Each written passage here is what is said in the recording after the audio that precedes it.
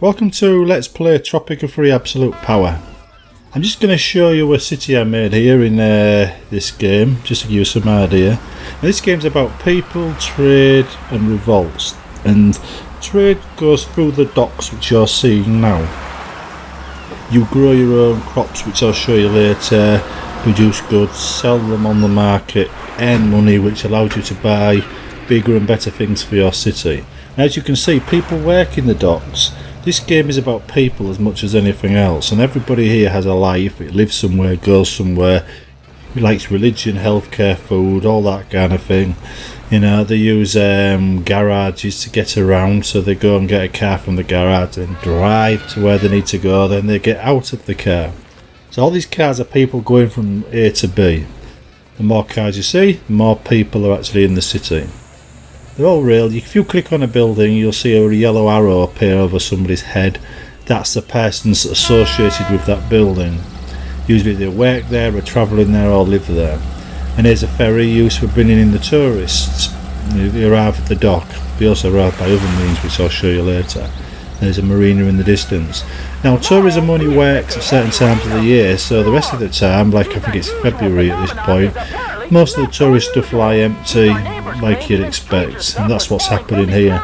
This dock here isn't especially busy at this time of year, neither any of the hotels. You get a few, but you don't get many tourists.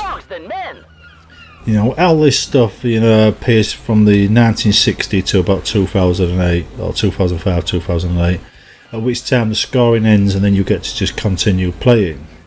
But in between then, you've got to stay in power. Because if you don't keep the people happy, they revolt against you. They have coups, they destroy things. So use all means at your disposal for actually staying in power, including army, secret service, manipulating the votes, running elections, all that kind of stuff. Anyhow, what we're looking at now is the crops, what I mentioned earlier. You build the crops and everything else. You use them for food and also as cash crops, which you can or roll into cigars or make into whiskey or whatever and sell on the open market to generate your money. Now, these crops can be planted in certain islands in certain locations. Some islands won't support tobacco, for instance, because it's not the right soil or altitude. Others won't support, say, sugar. You see the red zones there? There's the areas where that particular thing wouldn't grow very well, and that's coffee. So I put the actual farm on the red zone, so the fields would be in the green zones, you see. Now, corn grows almost everywhere. Now, that building there is a guardhouse. Right? I use it for taking on rebels which go out to try and destroy farms and mines when they've actually feel a bit upset. So, they're needed. Here we have an airport where the rest of the tourists arrive. There is no plane to show you yet, so you won't see that land, but they do arrive on a regular basis. Tourists like all the usual trappings, of course, and you need plenty of them to attract them. And you can adjust the wages and the whatever to adjust the quality of service. Just the fee for them for the tourists to get into all affects whether they go to use that thing or not. Obviously, if it's a low wage, the people working there won't be very happy and may revolt. Revolts are nothing to be worried about. They're all part of the game, as is US and Russian invasions if you annoy them too much. It's just the underlying story, and part of the game is to stay in power whilst other people are trying to take power from you. But while you're in power, you can build cities and spend the money you raise on making your citizens happy and less likely to revolt. And as your city grows, they become more happy with you, and you know, you get more freedom to build what you want where you want. Now, these are standard houses that most citizens have in my city by now. Early on they get some right run-down stuff like you saw in the fields, but later on they expect more, so you build better buildings. Then you get the Teamster buildings like that who deliver the resources or the crops from the field to the docks and to the markets and everywhere else. So you need them to move things around the map. And you've got the police stations which keep crime down, which means more money goes in your pocket instead of some corrupt politicians. Not that you're corrupt, whole presidency.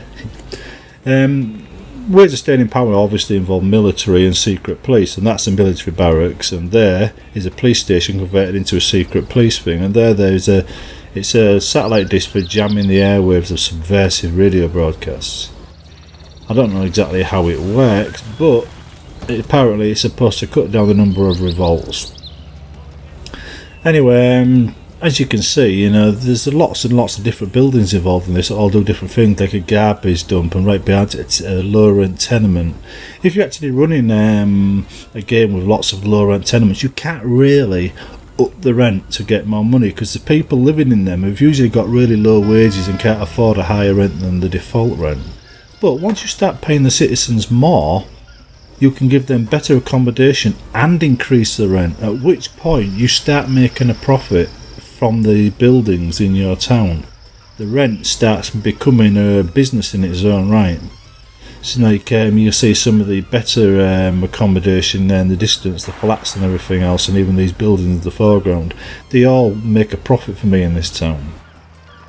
Of course, you need hospitals, you need TV stations, you need newspapers, you need radios, all play a part in the game and all keep citizens happy. But there's also, if you look in the middle there, just briefly, there was actually a load of schools. You get a school, a high school and a college, which generate your unskilled and skilled workers and professors, which are needed to run these buildings that you see scattered around.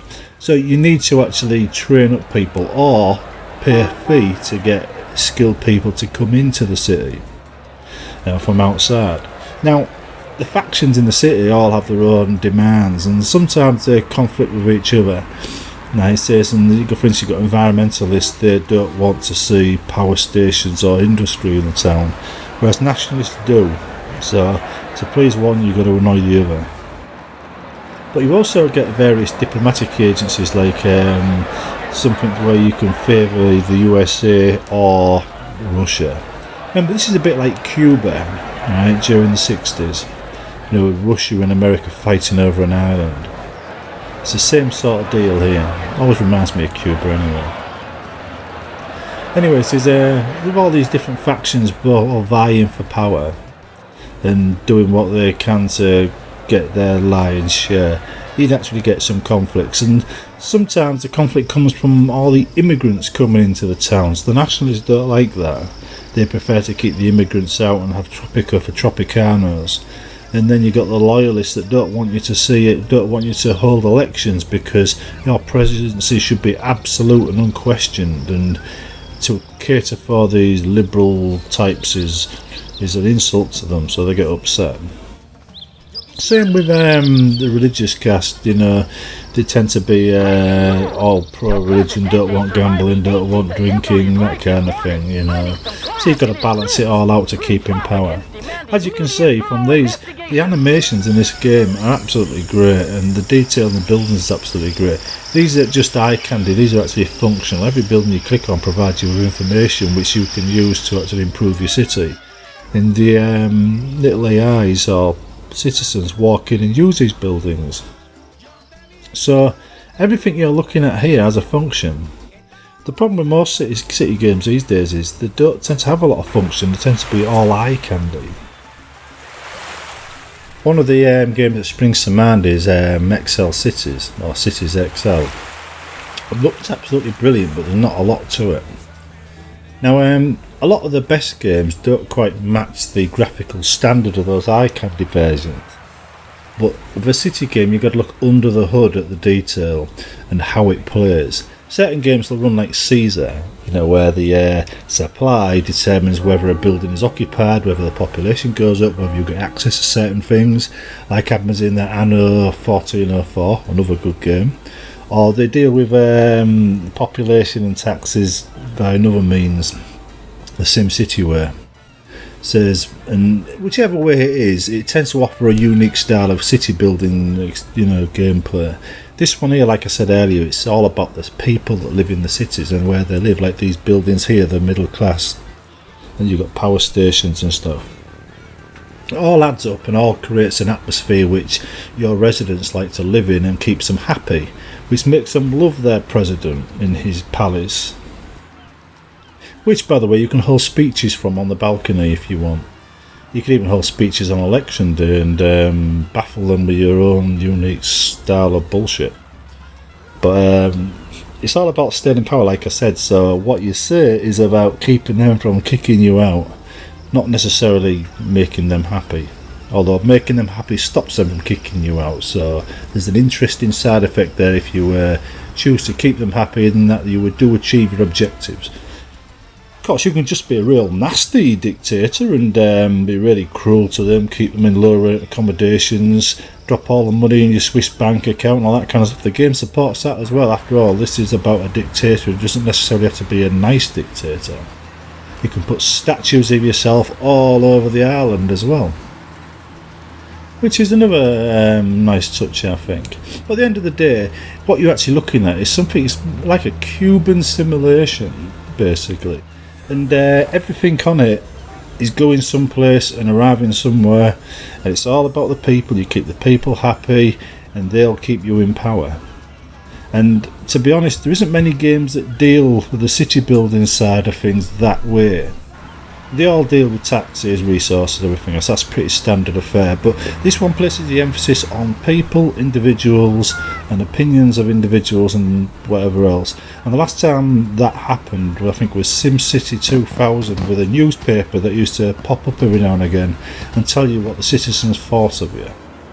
In this case, they tell you by sticking a gun in your face, because you are the El Presidente and they're going to overthrow you if they don't like you. Anyway, it is a really good game. It's a slightly different spin on things, and you can play with a game of Tropico in a single day. So it's not a long game, but it can be if you keep on playing. It is an interesting game, and it is one of the best city games out available at the moment, and one of the newest, so I recommend it. Anyway, that's enough. Bye.